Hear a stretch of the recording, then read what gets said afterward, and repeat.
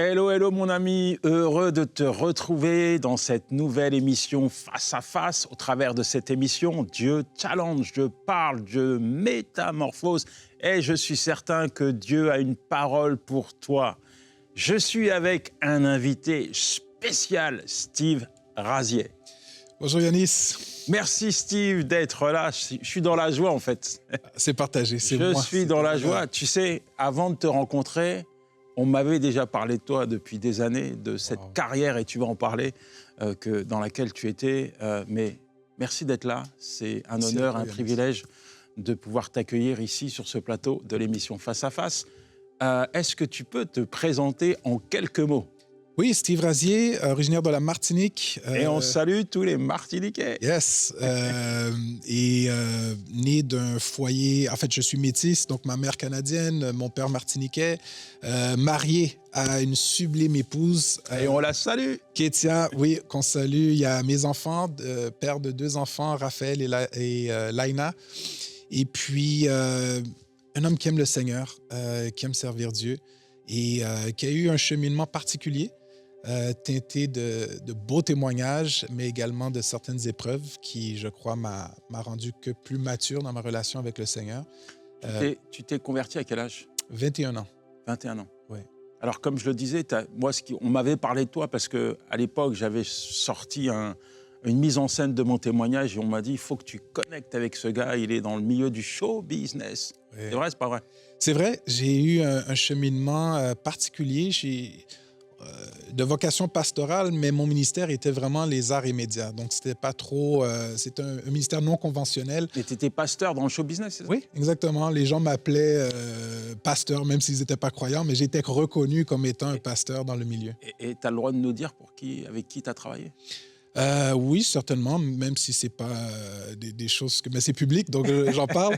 Un humoriste dont le nom est Rachid Badouri, qui avait une carrière en Amérique et en Europe. Un boxeur champion du monde, Jean Pascal. Et également un chanteur très connu en France du nom de Gage. Après, il y a eu d'autres artistes, mais c'était les plus connus. Et ça consistait en quoi, ton travail ? De les accompagner dans leur vision de carrière. Donc, mon but était vraiment de gérer pas seulement les contrats, les agendas et tout, mais vraiment de mettre en place des stratégies pour qu'ils puissent optimiser leur vision de carrière. Et dans ces couloirs un peu sombres, il faut Parfois, le dire, oui. Comment tu brillais pour Dieu ? Mais je crois justement sans effort, juste par ce que nous représentons. La lumière jaillissait toujours plus fort. C'est un milieu qui est très axé sur le moi. L'amour, la gloire, l'amour de l'argent, parfois l'immoralité, j'en fais pas bien entendu une règle, mais je veux dire, c'est quand même présent, tout ce qui est un peu l'idolâtrie. Ces artistes deviennent à des dimensions disproportionnées de ce qu'ils sont réellement. Et donc, gérer l'ego, gérer l'orgueil, gérer la facilité à avoir des sommes très rapides, c'est sûr que ça vient avec beaucoup de conséquences qu'on devait gérer. Mais Dieu m'a fait grâce d'avoir des bons, je dis clients, mais c'était des amis, où ce qu'on a pu développer une relation beaucoup plus profonde que celle qui était la carrière. Mais je crois que dans tout ça, mon plus beau souvenir et ma plus belle fierté, c'est vraiment de savoir que les valeurs de notre foi chrétienne étaient à laisser de bons témoignages. Et on arrive à rester intègre avec tout ça ? Oui, parce que pour moi, c'est un ministère. Donc, le fait que ce n'était pas une carrière, tu vois, parfois, malheureusement, on est chrétien le dimanche et du lundi au samedi, on reprend nos habitudes professionnelles. Mais pour moi, c'était un ministère. Donc, toutes ces occasions étaient pour moi juste une opportunité de prêcher l'Évangile, de toucher des vies, de côtoyer ces gens-là pour amener un bon témoignage. Donc, je ne l'ai jamais vu comme quelque chose qui était contre mes valeurs, puisque j'y étais là avec un mandat, avec un désir vraiment de toucher des vies. Moi, personnellement, ça ne me fait pas peur de briller dans certains couloirs médiatiques.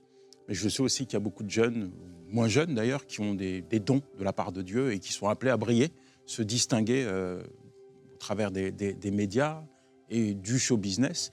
Quels sont les conseils que tu pourrais donner, puisque tu étais aussi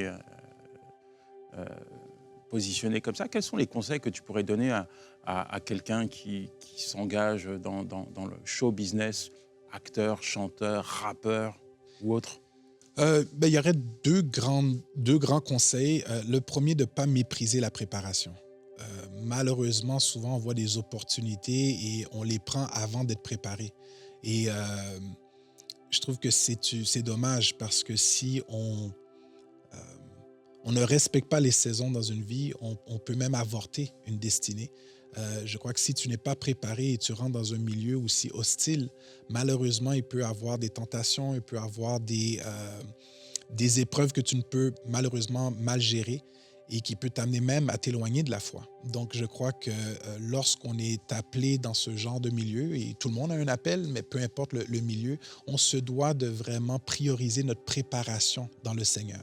Vient bien entendu, la lecture de la parole, ta vie de prière, de servir dans le ministère, d'avoir une communion avec le Saint-Esprit, de grandir dans ta foi pour que le jour où la commission vient, mais tu es prêt, tu as un bon témoignage. Sinon, ça peut être dangereux et malheureusement, on a beaucoup de ces artistes ou ces professionnels qui, à cause que leur don est manifesté, ils croient qu'ils sont prêts.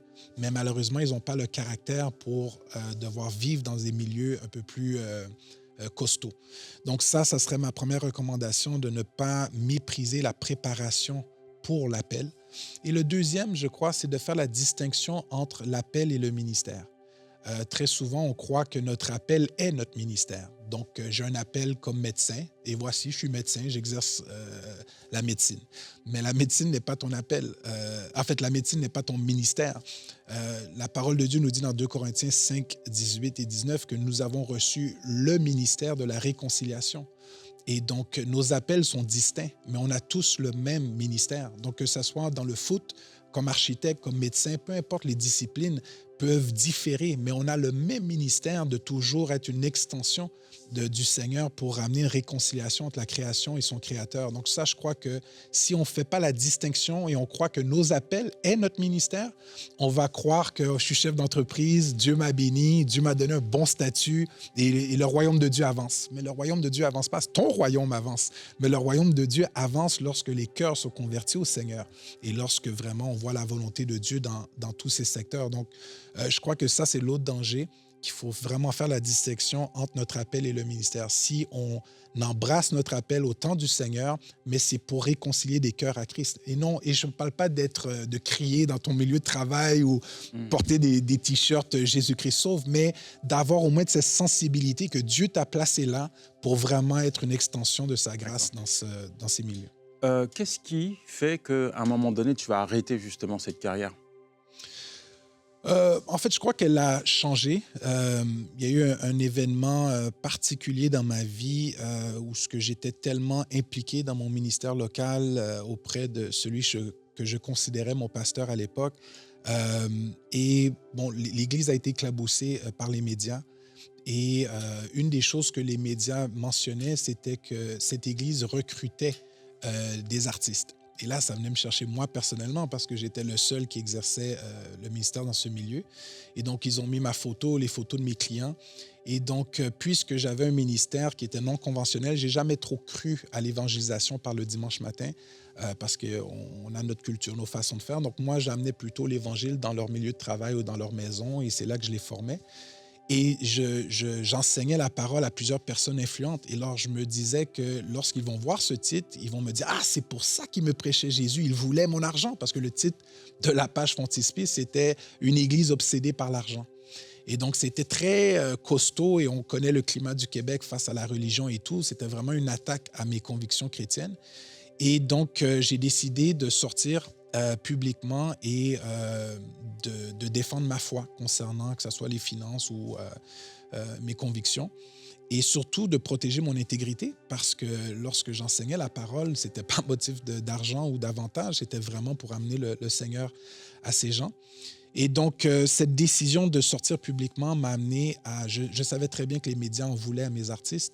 Et donc, pour protéger leur cheminement et leur vie, j'ai décidé de rompre mes contrats professionnels pour défendre ma foi publiquement parce qu'il n'y avait rien de plus important pour moi que ma foi. Et donc, je suis sorti, j'ai fait les grands plateaux, Tout le monde en parle et compagnie. Et puis, cette décision m'a amené à perdre réputation, carrière, finances, relations. Donc, ça a été très dur sur le coup, malgré que je voyais quand même une certaine fierté de m'être tenu pour le Seigneur Jésus-Christ. Donc, il y avait même un orgueil qui commençait à grandir parce que pour moi, j'avais vraiment défendu, j'ai souffert les souffrances de Christ et tout. Et donc, j'avais une fierté. Et puis, bon, après, la relation avec les dirigeants de l'Église et l'Église même s'est détériorée. Et donc, j'ai dû prendre un recul qui m'a amené à revoir ma vocation dans ce milieu-là, mais de d'autres formes. Maintenant, c'est une forme plus professionnelle où j'avais une agence de développement stratégique en affaires. Donc, au lieu de gérer des carrières, maintenant, je gérais des budgets pour des sociétés. En parlant de ça, aujourd'hui, tu travailles à MCI. Oui. C'est quoi ton travail? Mon travail, directeur du développement stratégique des affaires du groupe Média EMCI. Donc, j'ai trois grandes responsabilités, excusez-moi. Premièrement, de chercher des nouveaux revenus parce que c'est sûr qu'on a besoin constamment de finances pour pouvoir à ce que la vision continue d'avancer. Deuxièmement, et on salue bien entendu nos partenaires parce qu'on est à 96% financés par nos fidèles partenaires qui croient en la vision et qui croient à cette diffusion de l'Évangile. Donc, si ce n'était pas pour eux, en fait, il n'y aurait pas de EMCI. Mais on se doit aussi d'être sage et de trouver d'autres façons d'augmenter les finances pour justement ne jamais avoir à manquer pour les besoins de la vision. Deuxièmement, de croître les marchés, donc de créer la création de nouveaux marchés de diffusion. Donc, on a pu développer des partenariats avec Free, on regarde avec d'autres grandes compagnies pour la diffusion de la chaîne. Et troisièmement, optimiser les différents pôles du groupe Média, donc les différents départements, de voir comment on peut optimiser le rendement de chaque département. D'accord. Juste pour encourager les partenaires, parce que comme tu l'as dit, c'est vraiment important qu'ils réalisent et qu'ils comprennent que c'est grâce à leurs dons que nous diffusons. Tu parles de Free. Tu peux aussi dire un petit peu comment ça s'est étoffé, l'impact médiatique sur les chaînes. Je sais qu'au Canada, par exemple, on est diffusé. Oui, maintenant, ça a été une superbe nouvelle, une bénédiction du Seigneur où on a pu approcher un diffuseur canadien qui est généraliste. Donc, la chaîne vient de base, surtout tout foyer au Canada a accès à cette chaîne qui s'appelle Natif TV. Et sous cette chaîne, on a pu vendre nos émissions qui nous permet maintenant de diffuser dans tout le Canada, de l'Est à l'Ouest, où tous les matins de 9h jusqu'à 11h, nos émissions sont diffusées. Mais c'est une chaîne séculière, donc ce n'est pas une chaîne chrétienne. Donc, c'est un impact fou.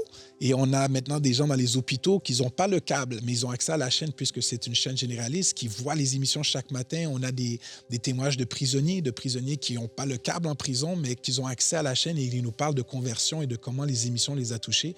Donc, ce genre de témoignage est juste extraordinaire. Et les dom-toms. La même chose à partir... en fait, je ne veux pas vendre de date, mais très prochainement, la chaîne sera diffusée également dans les Antilles françaises, dans les Caraïbes, même dans certains pays latins. On est maintenant sur Free qui va rejoindre 20 millions de nouveaux foyers dans la francophonie.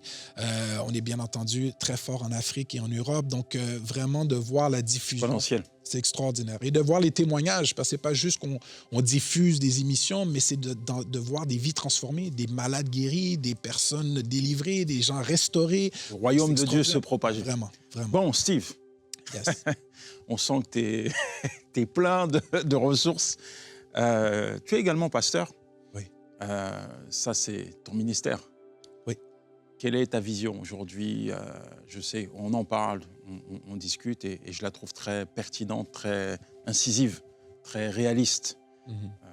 Quelle est aujourd'hui la vision que tu partages? Ton regard sur l'Église et puis ton regard sur le monde. Parce que j'imagine que tout ce que tu fais à l'intérieur de MCI, pour justement qu'on puisse se connecter à l'extérieur, vient de cette vision aussi. Oui, je crois que mon cheminement est pour beaucoup, puisque j'avais un ministère qui était essentiellement à l'extérieur des quatre murs de l'Église. Ça m'a amené aussi à voir l'Église pour qu'est-ce qu'elle est.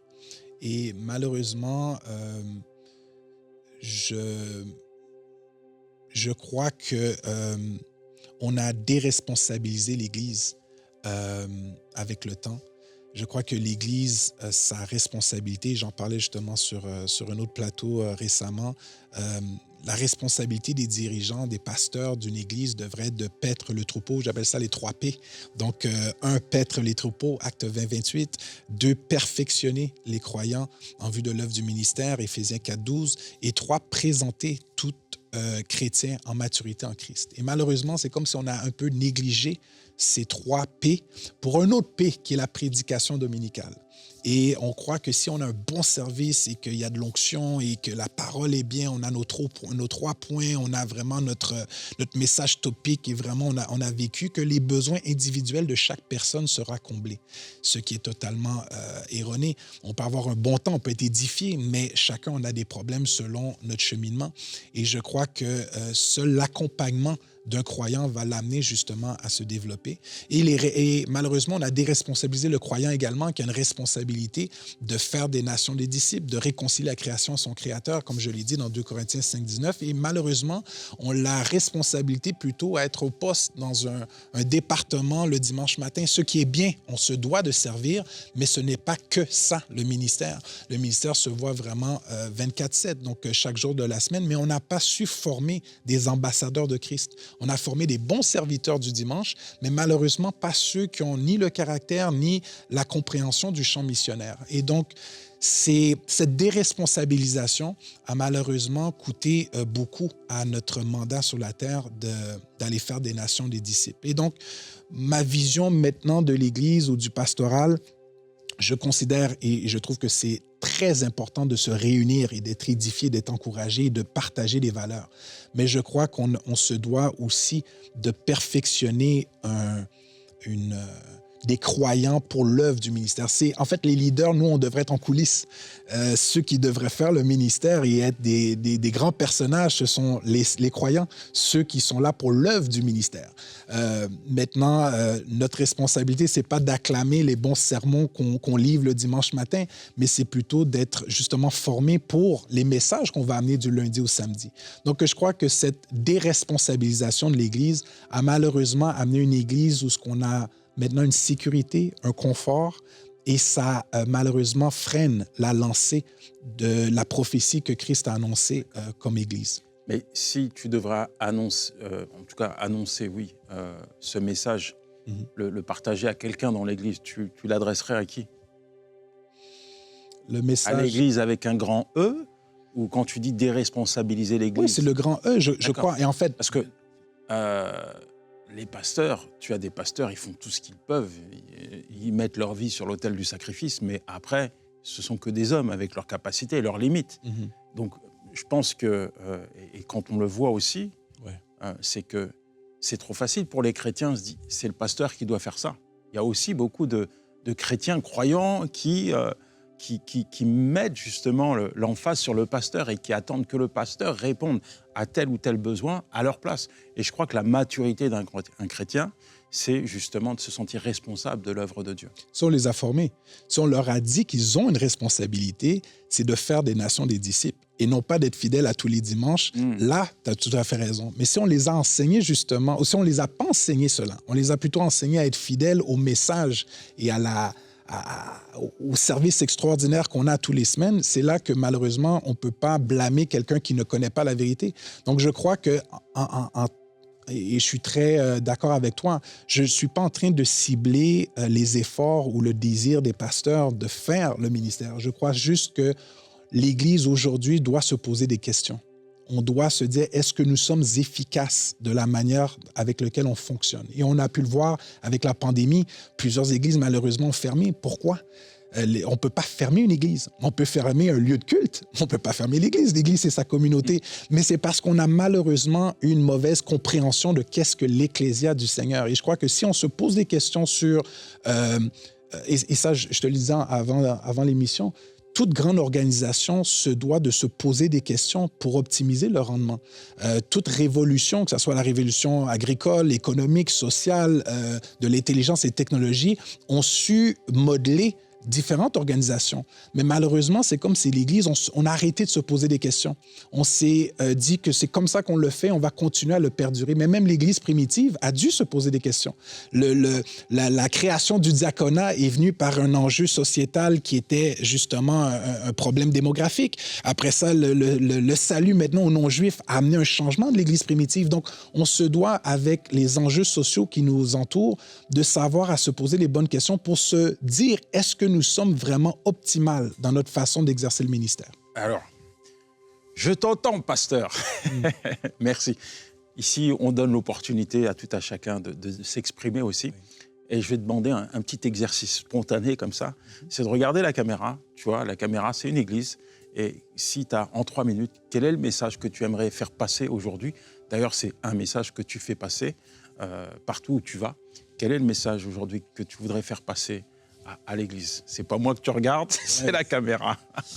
En fait, un message, humblement, par mon expérience, on doit voir l'Église pour qu'est-ce qu'elle est. L'Église n'est pas un lieu, l'Église n'est pas une adresse civile, l'Église n'est pas une journée dans la semaine, mais l'Église que le Seigneur a prophétisée dans Matthieu 16, 18, que sur Pierre, il bâtira son ecclésia. En fait, on parlait ici d'une communauté de saints qui va légiférer les lois du royaume sur la terre. Et donc, je crois qu'on se doit de s'assembler avec un désir d'être perfectionné, un désir de côtoyer des frères et sœurs pour grandir dans un amour fraternel, mais également avoir comme désir de partager la vérité avec ceux qui ne l'ont pas encore. On a une responsabilité en tant que croyants. Ce n'est pas au pasteur à amener les gens à la connaissance de Christ seulement, mais les croyants. Si tu crois au Seigneur Jésus-Christ, si tu as donné ta vie au Seigneur, tu as une lourde responsabilité entre les mains, et c'est de justement faire connaître cette vérité que Jésus-Christ sauve. Il est ressuscité pour nous donner la vie éternelle. Et donc, j'encourage à ne pas tomber dans un confort, une sécurité, un évangile axé sur le moi. C'est comme si maintenant, c'est le Seigneur qui te sert. Ce n'est plus toi qui sers le Seigneur, mais c'est rendu le Dieu qui doit servir à tous tes besoins. Certes, Dieu va pourvoir à nos besoins si on priorise son royaume de Dieu. Son royaume plutôt, excusez-moi. Alors, je vous encourage à prendre conscience de la responsabilité que nous avons en tant que croyants. Pas juste en tant que pasteur, pas juste en tant que prophète, en tant qu'évangéliste, docteur ou encore apôtre, mais si ce n'est que tu portes le nom d'ambassadeur pour Christ, tu as une lourde responsabilité devant le Seigneur. On n'aura pas à rendre compte sur la qualité de nos messages, on n'aura pas à rendre compte sur nos grandes conférences et l'onction qu'il y avait dans la louange, l'adoration, mais on aura à rendre compte sur le ministère que Dieu nous a confié, celui de réconcilier la création à son Créateur et certainement notre communion avec le Seigneur. Donc, je vous encourage à avoir un autre désir lorsque vous vous réunissez. Ce n'est pas juste pour vivre un bon temps dans la présence du Seigneur, mais c'est également avec un désir d'être perfectionné, d'être instruit pour faire la différence du lundi au samedi. Donc, je crois que le monde attend avec un ardent désir de voir la manifestation de cette Église glorieuse. Et si on prend, comme je l'ai dit un peu plus tôt, on a tous des appels. Parfois, il y en a que c'est au ministère, mais d'autres, c'est au niveau des affaires, d'autres, c'est en esthétique, d'autres dans le sport. Peu importe les domaines, tu as un appel que Dieu t'a confié. Mais à cet appel vient un ministère, justement de réconcilier ces gens qui vont t'entourer à la connaissance de Christ. Mais pour cela, on se doit d'être perfectionné. Ne pas court-circuiter ton appel par un empressement et malheureusement de mépriser la formation que Dieu nous réserve pour une telle vocation qui est celui de faire des nations des disciples. Les disciples ont été avec le Seigneur pendant 3 ans. Ils ont été à ses pieds, ils l'ont côtoyé quotidiennement avant justement d'être commissionnés. Donc, on se doit de prendre la formation au sérieux pour voir des vies transformées. J'ai eu l'expérience de le vivre. J'ai vu comment mes nombreuses années avant même d'être dans mon appel a pu me préparer non seulement à garder ma foi, mais aussi de la partager avec nombreux de ceux qui attendaient simplement qu'on leur tende la main et qu'on leur dise la vérité du salut en Jésus-Christ. Donc, si tu le veux bien, j'aimerais peut-être prier pour toi à la maison, faire cette prière. Peut-être tu es là, ça fait des années que tu es dans l'œuvre, des années, tu es fidèle, tu sers de tout ton cœur, tu donnes de tout ton cœur. mais tu n'es pas encore satisfait. Il y a quelque chose qui te manque. Tu sens que Dieu te réserve encore plus et veut t'utiliser. Tu n'as pas besoin d'un titre, tu n'as pas besoin d'être ordonné pour que Dieu t'utilise. Tu as juste besoin d'être disposé. Alors, si tu te sens concerné par ces quelques mots, je te prie de te disposer pour ce temps où ce qu'on va prier et invoquer le Seigneur pour une touche spéciale. Père Céleste, je te remercie pour cette opportunité, ces mots, Seigneur, que tu nous as partagés aujourd'hui. Père, tu les vois. Seigneur, tous tes enfants qui soupirent. Seigneur, qui sont reconnaissants de ce que tu as fait dans leur vie, mais c'est comme s'ils ont une conviction qu'il manque quelque chose. Père, nous prions que nous voulons que tu nous utilises, mais c'est comme si on ne voit pas comment tu peux le faire ou de quelle manière on soupire à plus. Père, je te prie de convaincre tes enfants aujourd'hui. Père, qui ne se satisfait pas d'être fidèle à des réunions dominicales, mais Père, qu'il soupire à être pleinement dans l'œuvre du ministère, celui de réconcilier la création à toi, Seigneur. Saint-Esprit, accompagne tous ceux et celles qui entendent, Seigneur, ce message aujourd'hui, qui a une onction particulière, Seigneur, qui les visite. Père, que tu puisses les envelopper, que tu puisses leur donner une hardiesse. Père, il y en a qui veulent, mais qui ne savent pas le comment. Père, que tu puisses appointer des enseignements propices, Seigneur, à la préparation en vue de la commission. Saint-Esprit, accompagne-les, touche ces gens. Seigneur, qu'ils aient ce feu qui bouillit en eux, ce feu qui leur demande, Seigneur, de ne pas mépriser l'enseignement, mais au contraire de l'apprendre et de la mettre en pratique. Père Céleste, merci. Car je vois déjà ces gens qui sont enflammés pour l'œuvre du ministère. Seigneur, ils ne pourront pas s'arrêter. Seigneur, non seulement ils auront le zèle, mais ils auront aussi le perfectionnement. Seigneur, les enseignements propices pour faire la différence dans leur milieu. Père, tu nous vois. Seigneur, on n'a pas de diplôme, on n'a pas toute la connaissance, on ne connaît peut-être pas toute la Bible, mais Seigneur, ton esprit nous suffit. Cet esprit, fais-le en nous. Seigneur, donne-nous cette hardiesse, donne-nous ce désir, cet amour, Seigneur, pour transmettre cette vérité que Jésus-Christ est le seul chemin, la vérité et la vie. Père, et que nul ne vienne à toi que si ce n'est par Christ. Père, au nom de Jésus-Christ, c'est ainsi que nous t'avons prié. Amen. Amen, amen. Merci pour ton cœur, Steve. Merci à toi, Yanis. On aurait pu t'écouter des heures. J'aime bien être challengé, boosté. Et je pense qu'aujourd'hui, plus que jamais, nous devons être connectés à la réalité parce que Dieu a un message pour la création tout entière. Et c'est notre devoir, notre rôle. Et si ce n'était pas le cas, on serait avec le Père dans la patrie céleste. Mais si Dieu nous laisse ici, c'est pas pour construire et nous asseoir dans des cathédrales en cristal, mais c'est pour sauver des âmes. Amen. Pour sauver des âmes. Amen. Que le Seigneur te bénisse, mon ami. Garde ce que tu as reçu précieusement et surtout, comme l'a dit le pasteur Steve, mets-le en pratique. À très bientôt pour une nouvelle émission Face à Face. Merci Steve. Merci Yanis. Ciao.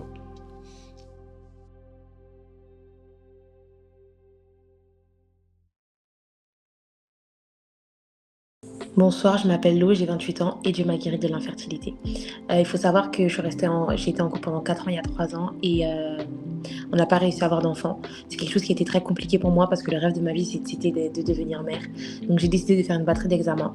Et la batterie d'examen, tout allait bien jusqu'au dernier examen que j'ai fait, une radiologie des trompes, où on m'a décelé une obstruction des 2 trompes. Donc ça a été le coup de massue pour moi, vraiment, c'était très compliqué pour moi de l'accepter. Et ça a été très dur. J'en ai voulu à Dieu, sincèrement. Et voilà. Après ça, avec mon compagnon, on s'est séparés.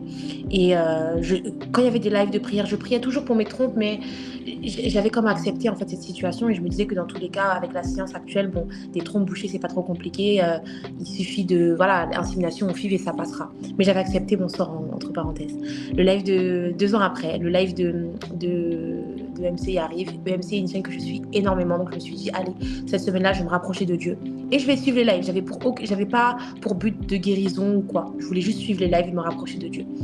Le premier jour passe super bien, je suis touchée. Le deuxième jour, pendant les jours de la guérison, je vous dis la vérité, je priais. Même, je savais que j'avais un problème au trône, donc quand je priais, je mettais ma main sur mon ventre, mais j'avais pas véritablement espoir, quoi. Je disais juste, Seigneur, guéris mes trompes, soit sur mon appareil reproducteur, etc., etc.